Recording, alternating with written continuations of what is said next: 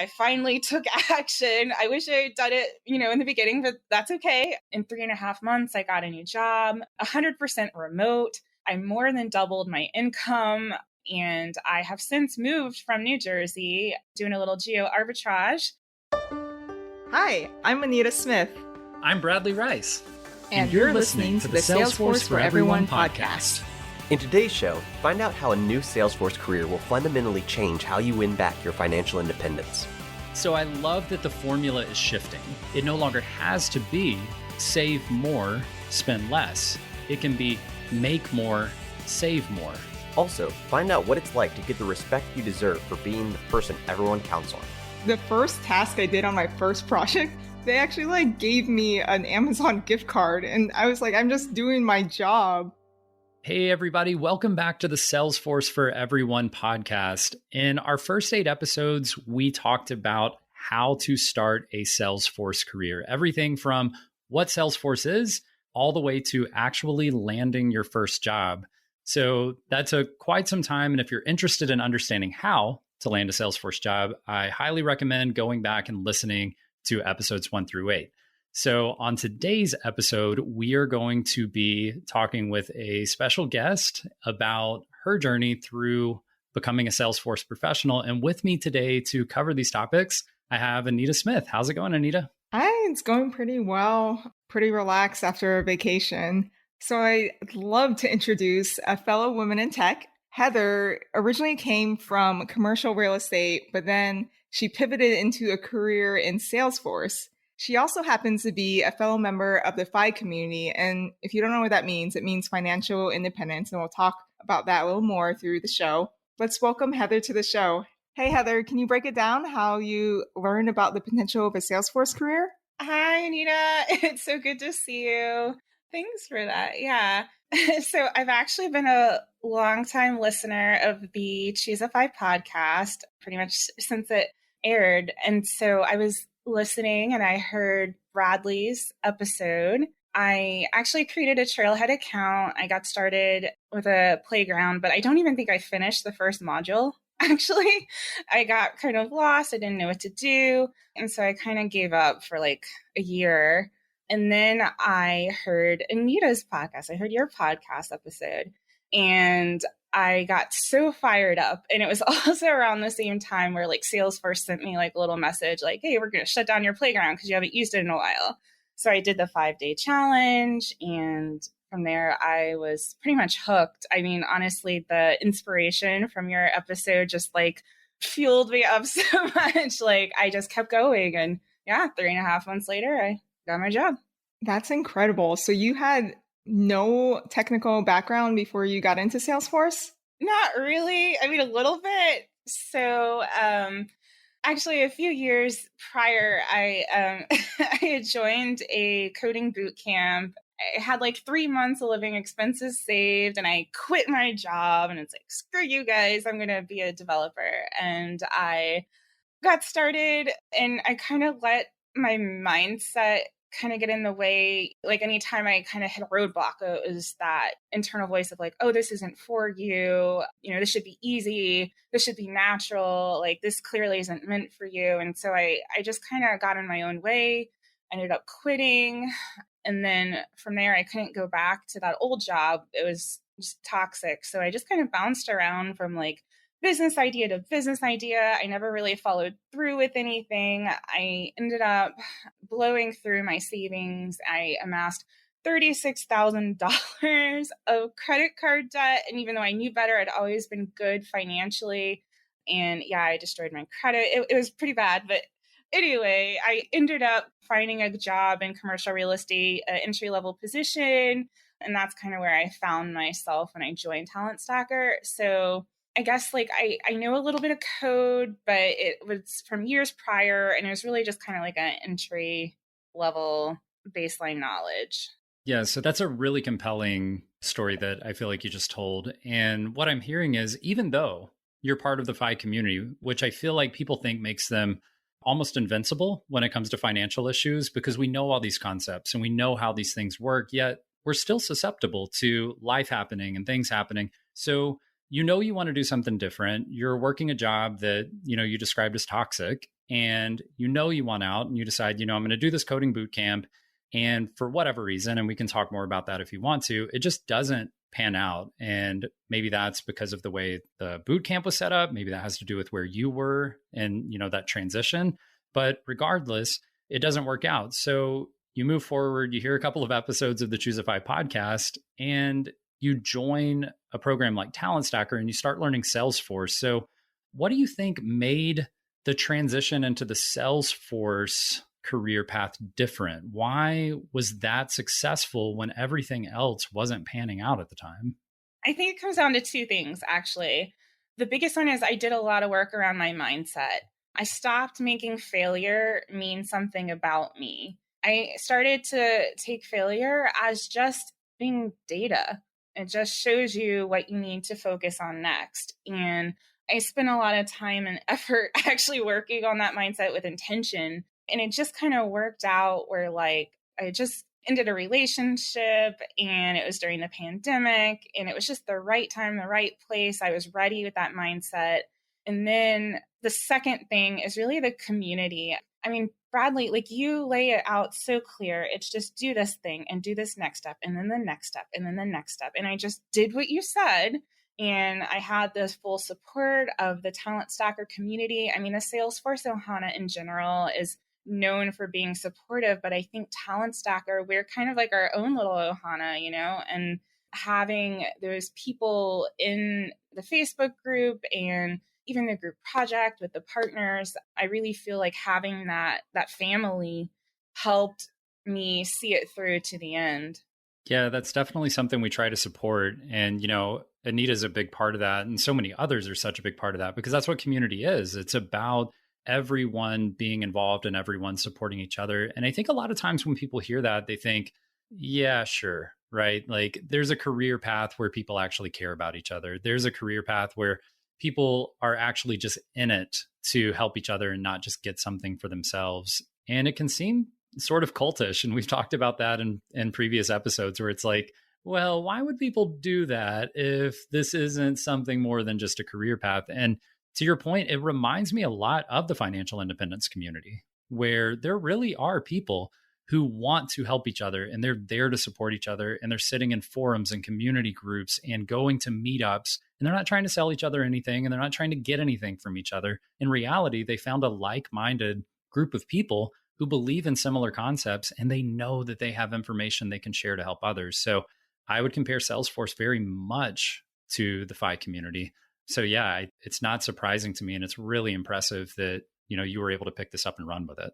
100%. Honestly, when I paid off that debt, it was something that I couldn't share. I didn't even tell my parents I was in debt. I was so embarrassed. I was so ashamed. But when I paid that off, I actually posted in the Choosify Facebook group and I got 1,000 people celebrating me. And it was just so amazing. I felt there's so many people that actually understand what I've gone through, how hard it was to come back from that and kind of be back in the black. So 100%, the FI community, the Choosify community, it's really, really amazing as well. I wanted to go back on that part about the community for Talent Stacker. I mean, I think what makes it so unique and special is that it's a place we can all ask dumb questions. We know none of us come from a strong technical background, so we can go in and ask really dumb questions that most people probably would know and not feel bad. It's just having that support there. And then once someone helps you, you just feel like you have to help someone else too. And it's just this constant pay it forward mentality in that group, which makes it beautiful. Yeah, absolutely. When I was I was in the Facebook group asking a dumb question last week, but even just talking about the community even more, before I'd even gotten a job, I got stuck and I was on the phone with 3 strangers, 2 people I'd met the day before during one of the virtual meetups, and another person was just a complete stranger from the Salesforce Ohana. They got on the phone with me and helped me solve a problem, get me unstuck. Who does that? I didn't pay them a cent. They didn't know me from Adam. That's just crazy. Yeah, it happens all the time. And you would think that's got to be a siloed or isolated occurrence. But when, I was going through that, I used to take those calls, and I still do take those calls, especially with, people who are in the program. And so, yeah, if you don't believe it, just hop on Facebook, look at the Salesforce for Everyone Facebook group, join in, look at the conversation. If you just want to observe and see what other people are talking about, you can do that.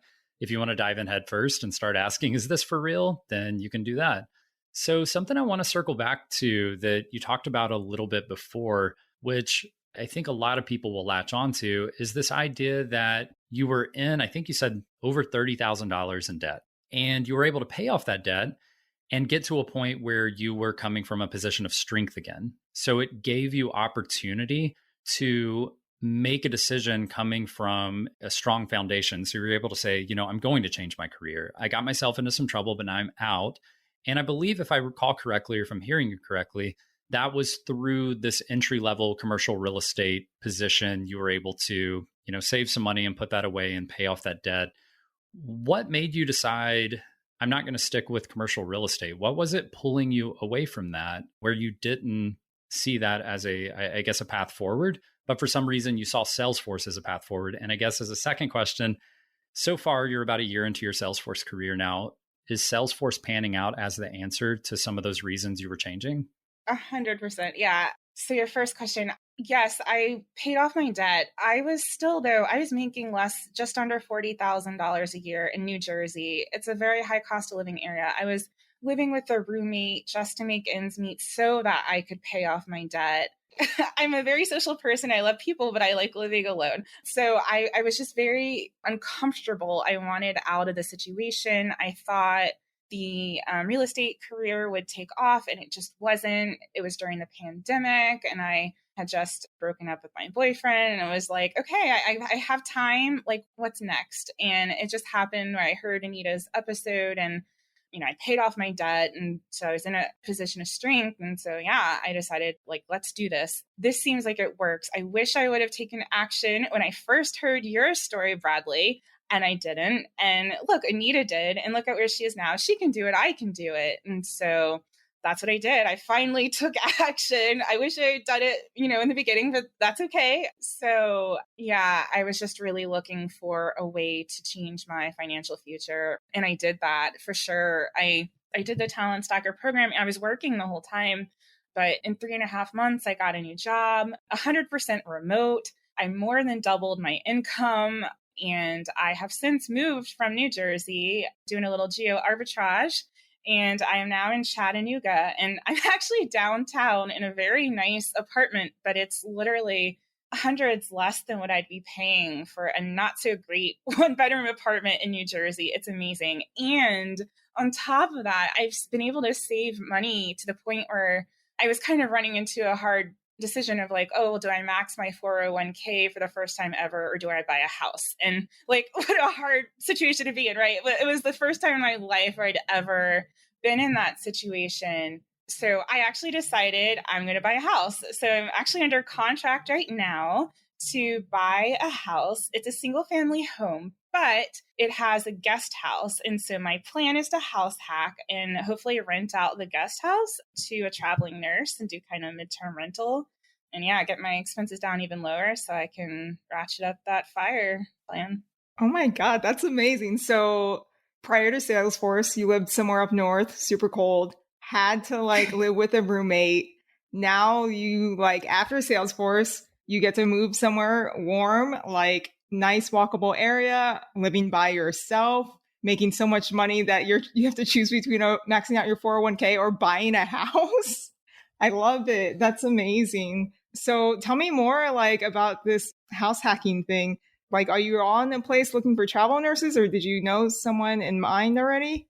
Well, don't forget, I come from a real estate background. Part of my journey was starting as a residential real estate agent before I was trying to be a commercial real estate appraiser. So I come from a real estate background, and I always knew I wanted to kind of get back into it. So I just kind of had that mindset of I want to buy a house. But the timing was kind of weird, where I thought I would wait until the fall. But, with interest rates going up, I decided, let's do it now and try to lock in that rate. So yeah, I'm under contract now, and I don't know any travel nurses, but the plan is to put it on Airbnb and Furnish Finder. So I don't know if that answered your question, but I kind of closely follow real estate podcast stuff as well. So that's where I'm getting that.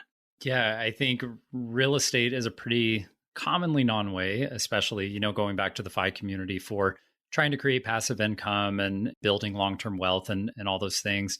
So I guess I'm not surprised that you would go that direction, especially having your background. It sounds like a really safe, structured direction to go. There's something I wanted to make sure to point out here because I think it's something I'm seeing come forward with, I'm a longtime Choosify listener also. I found them when their third episode released. I happened to stumble across it and I was like, hey, this is pretty good. And since then I've been a listener. But the point being here that, a lot of times from the FI community, you'll hear that you need to, make money and then spend, as little as you can without sort of depriving yourself, and then save and invest the difference. And that's really the goal to building that long-term wealth. And so it's, save more, spend less. Now, you may not know this off cuff, but I'd like to see if you do. If you really put your numbers down on a spreadsheet, your spending, since you landed a Salesforce job, would you say that you are spending less than before you landed a Salesforce job? No. But would you say that you are saving more than when you landed a Salesforce job? Oh, 100%. Yeah, absolutely. Yeah. So I love that the formula is shifting. Things are changing with the formula. It's no longer, in my opinion, it no longer has to be save more, spend less. It can be make more, save more, invest the difference, right? We don't have to spend less anymore. We can actually do things like double our incomes so that we can actually spend more money, have more of whatever it is. If there's things that cost money that we value and we want to spend money on those things, we can do that now and save money at the same time. So I love the opportunity that these types of careers bring because it allows us to completely shift the formula in a way that honestly is more comfortable for more people. Yeah, absolutely. I mean, I'm not spending money frivolously or anything like that. I'm still frugal, but I spend in line with my values. I'm not eating ramen. I go out to eat every once in a while. I meet my friends and, grab a beer. I live by myself in downtown, but I try to set myself up for success. I'm living downtown, but it's in a lower cost of living area. I'm buying a house, but I'm house hacking. So I'm spending in line with my values. I'm still saving aggressively, and I'm not depriving myself by any means. So just curiosity, have you recalculated how many years it's going to take you to reach FI? Yeah. So I think because I had like a few years where I was just kind of existing and then that debt pay down, like I was nowhere close to retiring at any age when I was, just starting. Even in real estate, I wasn't really able to save much. It was really just pay off debt, build up the emergency fund.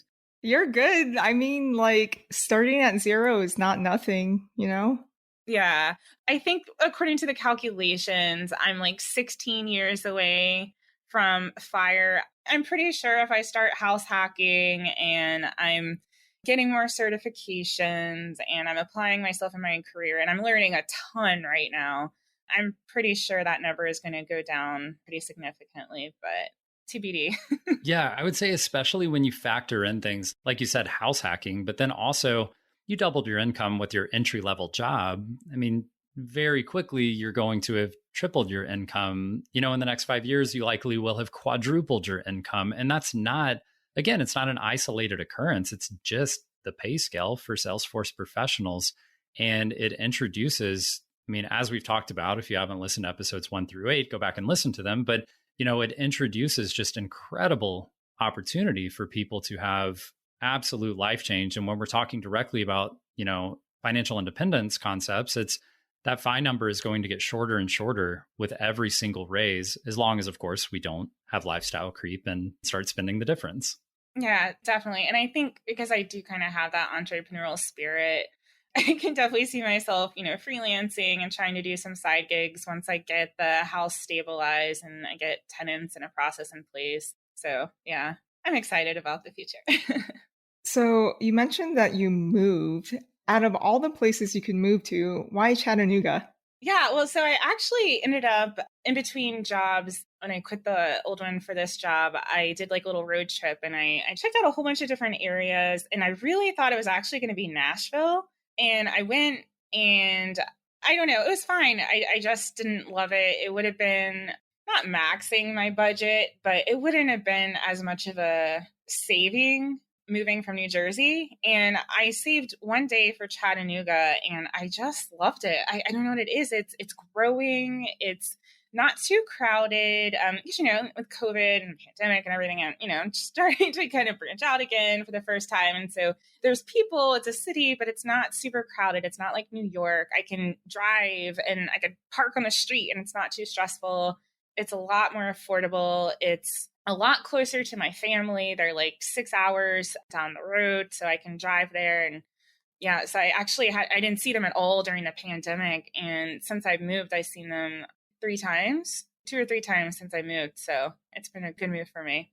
Oh, and plus like the hiking and the outdoors and the stand-up paddle boarding and kayak. I mean, it's a great outdoor city. So yeah, Chattanooga is awesome. Yeah, you're really selling this to me because I love hiking, but like it snows there, right?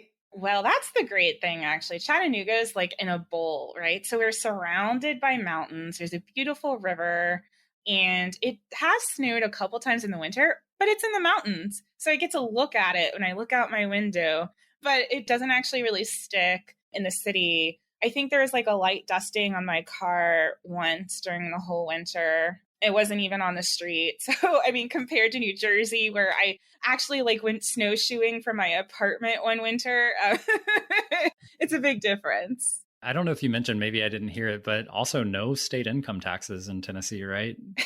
That is true.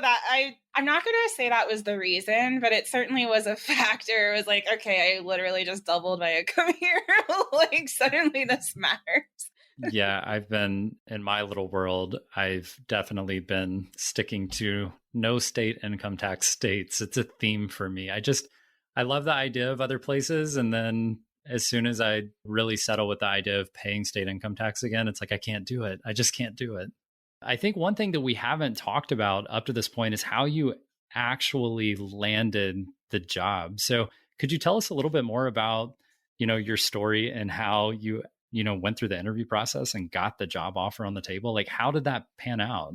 Yeah, actually, that's a pretty funny story. I actually finished my volunteer project and I was just starting to think about interviewing. I'd only had one interview prior, and one of my teammates on my volunteer project had applied to this job. I never, ever, ever would have applied to it just based off the description. It just seemed like so far beyond me and my capabilities. But, here was this like white male who like wasn't even certified yet, who like applied to the job and got an interview. So I thought, well, surely, okay, like I'm at least certified. I did a lot of this project. Like I can at least go in, but I don't know, like it's a second job I've ever even interviewed for. Like it'll just be practice. No big deal. So I actually went in and it ended up being like this crazy thing where my boss now, he started asking me these basic technical questions and I knew it was kind of basic. So I was just like, well, do you want me to show you? And he was like, yeah. So I did a screen share with him. I showed him my volunteer project, like what I built, walked him through it. He asked me questions. Why'd you do this? Why'd you do that? I did a lot of it. So I knew all the answers, and it ended up being like this crazy weird, like I've seen the wizard behind the curtain thing where suddenly it was just a conversation. It wasn't really an interview anymore. And it was just really amazing. And I ended up getting this job that I went in just thinking I'm just practicing here. So yeah, like here I am. Yeah. Now I work for a tech startup. Yeah, that's too funny. And I think that I try to tell people, if you're talking to someone, whether it's online, at a conference, on LinkedIn, in a personal message, just always treat it like an interview, because you never know when those conversations might be that one conversation that is the difference between you landing a job and not landing a job at that moment. So it sounds like you were prepared to, dive in and do what you needed to do. I love the screen share part because I actually did that for my very first interview too. So you mentioned a few things, and obviously, so as far as geo-arbitrage is concerned, it is a really good move for you to be in Tennessee. And, for so many other reasons, you also mentioned, being closer to your family. And I think for a lot of people, that's a freedom and a privilege in a lot of ways because, not everyone has that. And a lot of times we, do things like get stuck in our hometown because of our job, or we get stuck in a specific location and maybe it doesn't have the best schools, but we have to raise our kids there because our jobs are there and we have to get this done. So for you, having that really a superpower and being able to work from anywhere, as long as you have a laptop and internet, you can work from anywhere you choose. So you end up in Chattanooga, and obviously that's a great choice for you. But a lot of people don't get to be close to their family, maybe even when they want to. So is this something that was a big deciding factor for you to at least be a lot closer to the family? Yeah, actually, that's a good point. Of all the cities I looked at, I wanted to be within driving distance to my family. And Chattanooga actually ended up being the closest.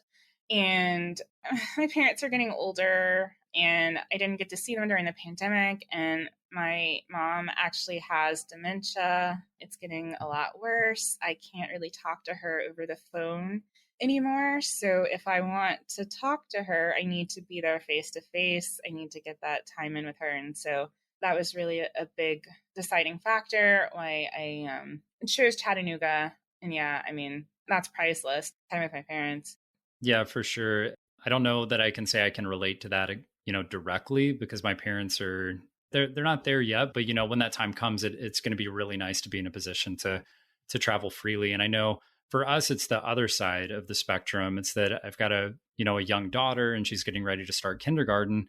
And we've been able to look at areas to live based on the quality of the school systems. And again, that's huge because we're not, again, stuck at a job where we're commuting in or having to be in a specific area that decides where my daughter gets to go to school. So again, it's a huge benefit to be able to say, let's move to an area that serves our daughter with, hopefully a better experience in school.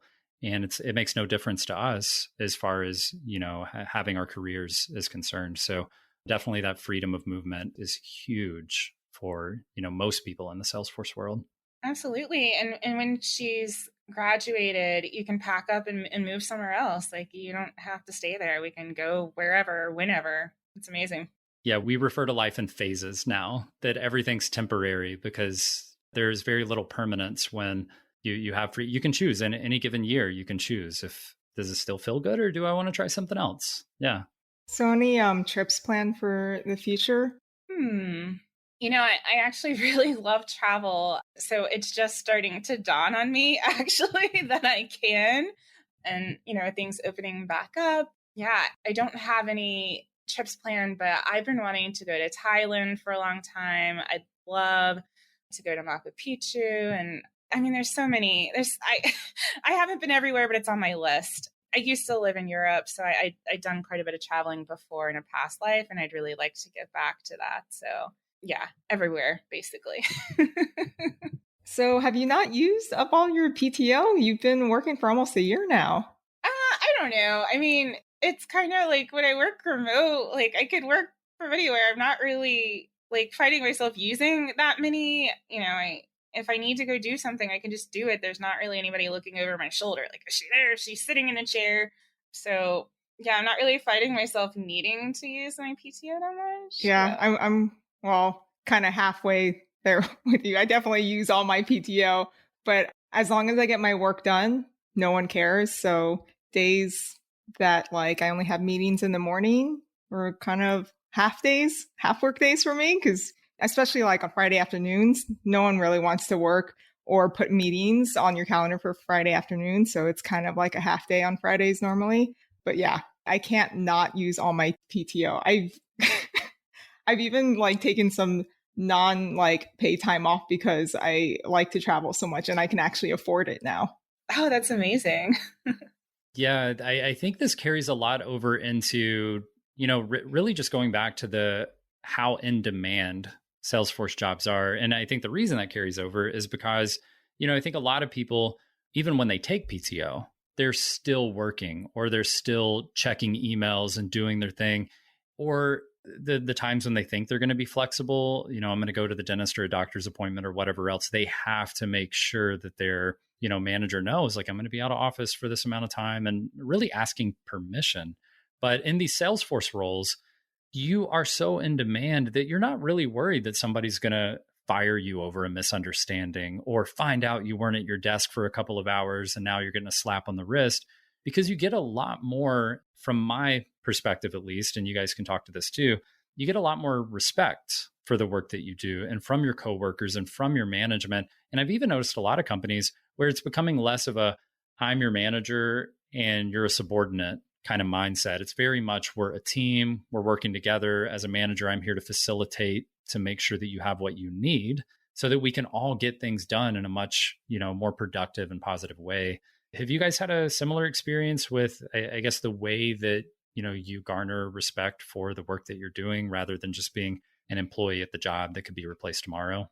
Oh, 100%. They think I'm a wizard. Like my boss, like he's very smart. He's a data guy, but he doesn't know Salesforce really. They need us. In fact, they just changed our department to, I think, the innovation and process improvement department or something. And so I'm on a Salesforce team. I was the first one, but there's 3 of us now. And that's because we streamline workflows, we come up with ideas, we make things better and easier. And so there's so much respect and freedom, like nobody cares. I prove myself, like when I need to work, I'm there. But otherwise, it's very flexible. Yeah, same here. Like the first task I did on my first project, they actually gave me an Amazon gift card. And I was like, I'm just doing my job. But they were so grateful that they had to do something extra like that. So even now, the mentality shift is real. Like I am in the middle of negotiating a salary increase at my current position. And if the job market wasn't the way it was right now, I wouldn't have been so ballsy. But I'm really aggressive. I haven't heard back yet, but my boss said he'll get back to me next week. But I asked for a very big increase, so we'll see. Yeah, you bring up an interesting point, which is not normal in a lot of industries. And it's that I think in most industries, it's, you get a 3%, 5% annual raise, but really that's becoming outdated, and it is outdated in the Salesforce space. Companies don't talk about percentages anymore. It's very much, you're getting a $10,000, a $20,000 raise this year, not based on whatever you made when we offered you a job a year ago. It's based on what you're worth today. And that has nothing to do with percentage increases. It has to do with how valuable you are for what the market is demanding right now. So I've seen that a lot when people are like, should I negotiate my entry-level salary because isn't my first raise going to be based on how much I make now? And that is just not the reality, because, I could tell you today that with a year of experience, you deserve a $20,000 raise, but the market continues to become more in demand. And it could be that a year in, you deserve a $40,000 raise next year. So things change so rapidly because we're experiencing these major talent shortages, especially in skilled positions like this. So we have covered a lot of information today, and it was amazing hearing Heather's story and what she's been able to accomplish in really such a short period of time. But to sort of reiterate, we talked about really incredible income increase, over doubling her income, which is, I think, just an absolute dream for most people. We talked about the ability for the Salesforce community, acting very much like the financial independence community, to be so supportive and uplifting. And in those times when you wonder, can I really do this? Is this really for me? It can carry you forward across those hurdles so that you can still drive success. We mentioned personal branding and the fact that Heather never even applied for the role that she landed, and just the ability for personal branding that we talked about, in our previous episodes, to have such an incredible impact in the modern job market. Not to mention geo-arbitrage, going from a high cost of living to a lower cost of living area, and the ability to be close to the people that you care about and the things that you care about. These are just some of the things we talked about, and it is amazing to really hear that back and just think about how much impact a Salesforce career can have for someone. So, Anita, do you mind kicking us off with what we're going to be talking about in the next episode? Yeah, so next episode, we're going to have a very special guest that's going to share about their experience with college hacking. And by college hacking, I mean skipping college and then making more than college graduates. So yeah, that's going to be a lot of fun. So if you haven't already, make sure to go back and listen to episodes 1 through 8. That is going to tell you how to start your Salesforce career and actually land a job. Also, make sure to head over to talentstacker.com/start. And you can sign up for our free 5-day challenge and a slew of other really awesome free resources. If you are enjoying the show, please take a moment to subscribe and leave us a quick review and let us know how we're doing. But of course, if it's going to be anything short of 5 stars, you can just skip that part and just listen to next week. All right. Thanks, everybody. Bye. Thank you for joining us today. To get started for free on your own Salesforce career, go to talentstacker.com/start or check the show notes. There you'll find all the resources you need to start earning $60,000 to $80,000 in as little as 8 months, no matter your education or career background. The Salesforce for Everyone podcast was produced by Edmund T. and engineered by Andrew Mendonza. If you like what we do at this scrappy can-do podcast, please help others find us by leaving a 5-star rating and a great review on whichever platform you're listening to us right now. See you next time.